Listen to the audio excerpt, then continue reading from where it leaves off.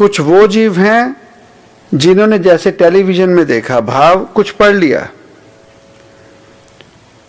कोई जानकारी हासिल कर ली, कुछ पुस्तकें पढ़कर, कोई धर्म ग्रंथ पढ़कर, वो उस टेलीविजन का आनंद लेने लगे। जैसे टेलीविजन में देखा महासागर भीतर से कैसे दिखता है, तो वैसे किसी धर्म ग्रंथ को पढ़ लिया,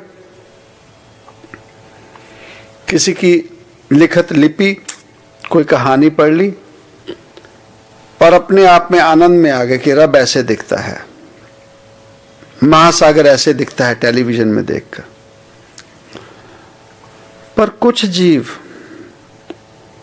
ऐसे जीव जो वहीं सीमित नहीं हुए, उन्होंने कहा कि नहीं, जिन्होंने सिर्फ सुना है और मान लिया, जिन्होंने सिर्फ पढ़ लिया और मान लिया, मैं यहीं सीमित नहीं होऊंगा, मैं खुद उस महासागर में खुद गोता लगाकर देखूंगा और अपनी हिम्मत और अपने बल पर उस महासागर के तल तक जाऊंगा जहां तक मेरी हिम्मत होगी। और वो जीव जो गोता लगाने के लिए निकल पड़े, तो उन लोगों ने वो आभास किया उस महासागर का, जिस महासागर को बताया गया, जिसे हम रब कहते हैं। महासागर एक ही है दुनिया में। हाँ, ये बात अलग है कि जैसे जैसे विस्तार होता गया, धरती अगर गोल है तो इलाके जीवों ने उसे नाम दे दिए, डिस्ट्रीब्यूट कर दिया। सागर एक ही है, तो रब एक ही है, पर उसे अलग अलग नाम दिया और उनमें से एक नाम दे दिया राम का, जहां से बात शुरू हुई, मेरा लागो राम स्यों हित। अब ये वो राम है जो किसी रब का नाम है, जो रब के घर से नहीं आया, पर जीवों ने एक नाम नियुक्त कर लिया, उस रब को एक नाम दे दिया जिसे हम कहते हैं राम। अब जैसे उस महासागर को देखने पर जीवों ने अपने अपने ढंग से, अपनी अपनी गहराई से उसका नाम दे दिया,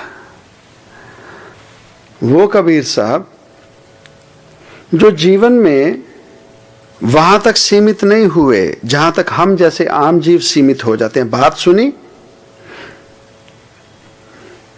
बात सुनने पे उसी चीज को मानकर बैठ गए। हम वो हैं जिन्होंने जीवन में जानने की कोशिश नहीं की, बस किसी ने कह दिया और हमने सुनकर उसी को मानकर और अपने आप में संपूर्ण हो गए कि यही सच्चाई है, यही बात हमारे जीवन की सच्चाई हो गई। तो कबीर साहब वो जिन्होंने बातें सुनी और सुनने के बाद उस सच्चाई को पाने के लिए उस समुद्र में गोता लगा दिया,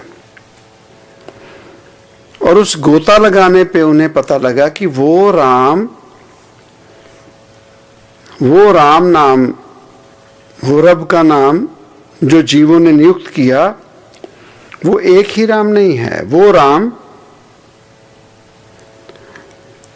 जिसे हमने रब तो कह दिया, पर कैसा राम, वो कबीर साहब ने समझाया। एक ही रब के नाम का विस्तार किया, कहते हैं कि एक राम दशरथ का बेटा,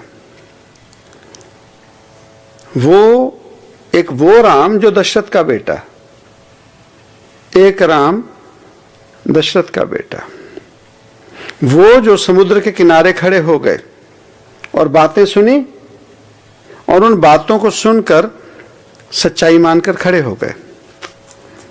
एक राम दशरथ का बेटा। 7-7.5 साल पहले कोई जीव आया, कोई महापुरुष आया, जिसने एक राज परिवार में जन्म लिया और उनके जीवन में घटना घटित हुई, पारिवारिक मतभेद में, क्लेश में उन्हें घर के परेशानी को मिटाने के लिए अपना परिवार छोड़ना पड़ा और 14 साल का वनवास भोगना पड़ा। ये कहानी में अभी हम अगर सोचें समझें तो ऐसे तो हर एक घरों में परेशानियां नहीं होती। किस घर में क्लेश नहीं होता? हमारे जीवन में निगाह मार के देखें, एक परिवार में अभी तो एक ही संतान, बेटा या बेटी पे सभी रुक जाते हैं। ये उस समय की बात करते हैं जब परिवार में 4-4, 5-5 बच्चे होने या 8-8, 10-10 बच्चे होते थे।